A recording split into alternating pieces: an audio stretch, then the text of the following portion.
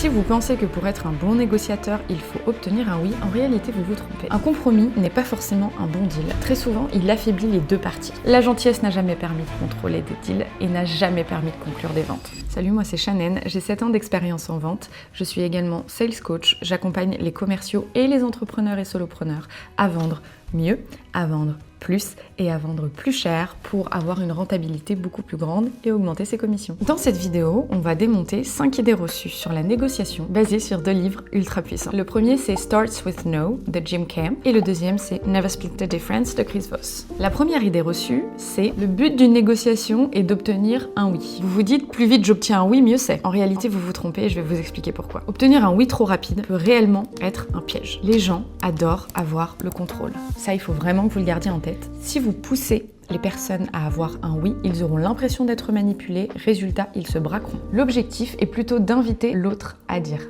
non, car ça le rassure et ça lui donne l'impression d'être maître du jeu. Je vous donne un exemple concret. Vous essayez de vendre un service. Au lieu de dire « ça vous convient », essayez plutôt. Ce service ne conviendrait peut-être pas à vos besoins. Résultat, le prospect ne se sent pas forcé, il baisse sa garde et justifie pourquoi il est en réalité intéressé. Si c'est le cas, il vous donnera des justifications ultra pertinentes que vous pourrez ensuite utiliser au moment de conclure. Et si en réalité il n'est pas intéressé, il soulèvera lui-même ses points de doute, ce qui vous permettra de les traiter directement plutôt que de laisser venir les objections au moment de la signature. Idée reçue numéro 2, un bon deal, c'est un compromis. Beaucoup de personnes disent il faut couper la poire en deux pour que tout le monde soit content. En réalité, couper la poire en deux, c'est comme si vous hésitiez à mettre un jean ou une jupe et que vous finissiez par mettre le jean par-dessus la jupe. Un compromis n'est pas forcément un bon deal. Très souvent, il affaiblit les deux parties. D'autant plus que celui qui propose un compromis trop vite perd du terrain. Le fait de céder rapidement donne souvent le contrôle à l'autre. Je vais vous donner un exemple concret que vous avez sûrement tous déjà vécu. Vous négociez votre salaire et votre employeur vous propose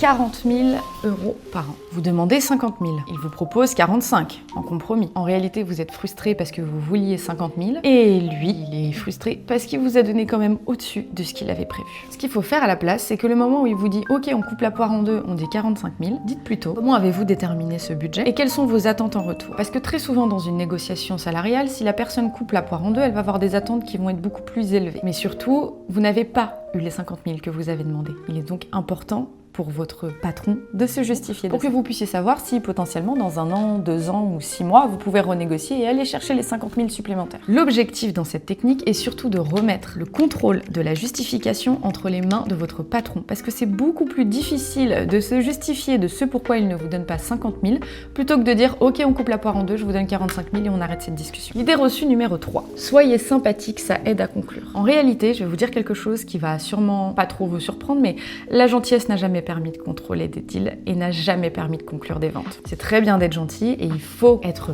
gentil, mais attention, on ne confond pas gentillesse et bienveillance. L'objectif là n'est pas de mentir au client, de le trahir ou de le manipuler ou d'être méchant avec lui, mais juste prenez en compte que ce n'est pas parce que vous êtes sympa que vous allez forcément obtenir un meilleur deal. Parce que très souvent, à vouloir vous faire trop aimer par vos clients, vous perdez le contrôle de la vente. Un autre point qui est important, c'est d'utiliser une voix calme et posée. Pourquoi ? Parce que ça inspire beaucoup plus confiance qu'une attitude qui est trop enthousiaste. Un ton neutre et confiant fonctionne beaucoup plus que l'envie de plaire à tout prix. Et je vais justement vous aider à contrer ça, c'est la technique que je donne à mes solopreneurs. Quand un client vous dit « mais allez, soyez sympa, faites-moi une remise », là forcément il est en train de titiller votre émotionnel puisqu'il vous dit « soyez sympa ». Plutôt que de répondre avec émotion, dites plutôt ça. Je comprends votre besoin de faire une bonne affaire, mais si je baisse mon prix, je vais devoir réduire des prestations. Est-ce que c'est ça que vous souhaitez ? En faisant ça, vous gardez le contrôle de la conversation et vous obligez votre interlocuteur à se justifier sur la valeur de ce que vous proposez. Ce qui signifie que votre prix est juste. Il peut bien évidemment obtenir un prix moins cher, mais vous devez dans ce cas retirer des prestations. Vous ne dévaluez donc pas la valeur de votre offre, quand bien même vous vendez un petit peu moins cher. Parce que ça ne veut pas dire que plus tard, il ne serait pas amené à prendre les autres services. Et en général, 90% du temps, le client prend toujours l'offre que vous lui avez recommandée. L'idée reçue numéro 4, parler beaucoup, ça impressionne. On dit souvent, mais il sait trop bien parler, c'est sûr qu'il sait super bien négocier. En réalité, celui qui parle le plus n'a pas le pouvoir. C'est souvent celui qui parle le moins qui garde le contrôle. Le silence, dans une vente ou dans une négociation, c'est extrêmement sous-estimé, mais il faut apprendre à laisser des silences. Pourquoi ? Parce que dans une vente en B2B principalement ou sur du high ticket, l'enjeu est important. Les gens vont investir beaucoup d'argent et en tout cas, potentiellement, ce changement va avoir un impact pour leur entreprise. Il est donc indispensable de bien comprendre ce que vous proposez.